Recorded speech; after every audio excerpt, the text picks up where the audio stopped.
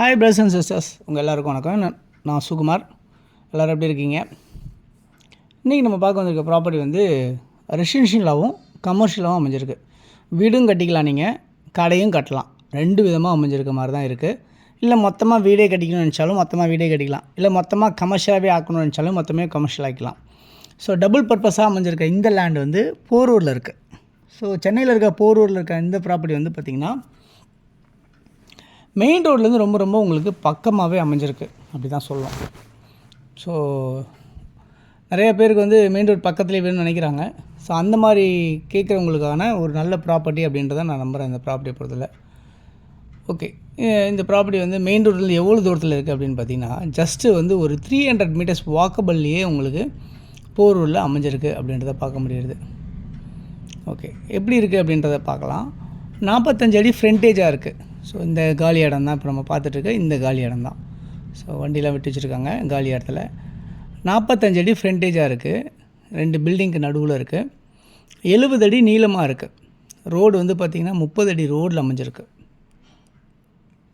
இந்த ப்ராப்பர்ட்டி வந்து சவுத்தை ஃபேஸ் பண்ண மாதிரி இருக்குது. பட்டா லேண்டாக இருக்குது, கிராமத்து பட்டா லேண்டாக இருக்குது. ஆக்சுவலாக வந்து பார்த்திங்கன்னா கிராமத்து ப்ராப்பர்ட்டிக்கு வந்து பார்த்திங்கன்னா உங்களுக்கு வந்து பட்டா வந்து மேனுவலாக கொடுத்துட்ருப்பாங்க. இப்போ இந்த கவர்மெண்ட்டில் வந்து பார்த்திங்கன்னா டிஎம்கே கவர்மெண்ட்டில் வந்து மேனுவலாக இருக்கிறது எல்லாத்தையுமே வந்து ஆன்லைனில் க்ரியேட் பண்ணி கொண்டு வர சொல்லிட்டாங்க. ஸோ ஈக்குவலைஸ் டு நம்ம கிராமத்துன்னு சொல்கிறத வந்து பார்த்திங்கன்னா உங்களுக்கு வந்து நஞ்சை புஞ்சைக்கு ஈக்குவலாக கொண்டு வந்துட்டாங்க அப்படின்ற மாதிரி தான் அதை சொல்லணும். ஸோ அந்த அளவுக்கு ஒர்த்து. சில பேர் தெரியாதவங்க வந்து பார்த்திங்கன்னா நத்தம் புறம்பாக்கா நத்தம்மா அப்படின்லாம் கேட்குறாங்க. ரொம்ப வருத்தமாக இருக்குது. ஆக்சுவலாக என்னென்னா கிராமநத்தன்றது மேடான பகுதியில் வசிக்கிறவங்களுக்காக அந்த காலத்துலேயே பிரிட்டிஷ் காலத்தில் கொடுத்த இடம் தான் வந்து கிராமநத்தன்னு சொல்லுவாங்க. ஸோ எந்த காலத்துலேயும் மழை வந்தாலும் வராது, தண்ணி வராது அப்படின்றதுக்கான அர்த்தம் தான் அது, மக்கள் வசிக்கக்கூடிய பகுதின்ட்டு.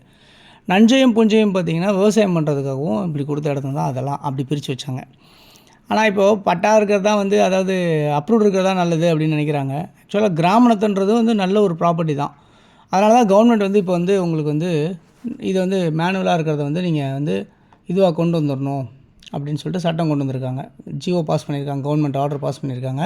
ஸோ அதுக்குண்டான ப்ராசஸ் எல்லா சர்வே நம்பர்ஸையும் கரெக்ட் பண்ணி அவங்க வேலை நடத்திட்டு இருக்காங்க. அதனால் உங்களுக்கு இந்த பட்டா லேண்ட் வந்து ஒர்த்ஃபுல் தான் அப்படின்றத நான் சொல்லுவேன். ஓகே, இந்த ப்ராப்பர்ட்டியில் என்னெல்லாம் வேறெல்லாம் இருக்குது அப்படின்னு பார்த்தீங்கன்னா ட்ரைனேஜ் ஃபெசிலிட்டிஸ் இருக்குது இந்த ரோடில். ப்ராப்பர்ட்டிக்கு உங்களுக்கு எடுத்தோன்னா நம்மளுக்கு கிடச்சிரும்.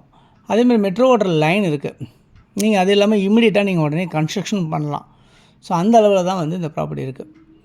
ரெண்டாவது, இந்த ப்ராப்பர்ட்டியோட மதிப்பு என்னவாக இருக்குது அப்படின்னு பார்த்தீங்கன்னா ஸோ மொத்தம் லேண்ட் எவ்வளோனா 3150 ஸ்கொயர் ஃபீட் லேண்டு, கிட்டத்தட்ட 1.25 கிரவுண்டு கொஞ்சம் கூட இருக்குது.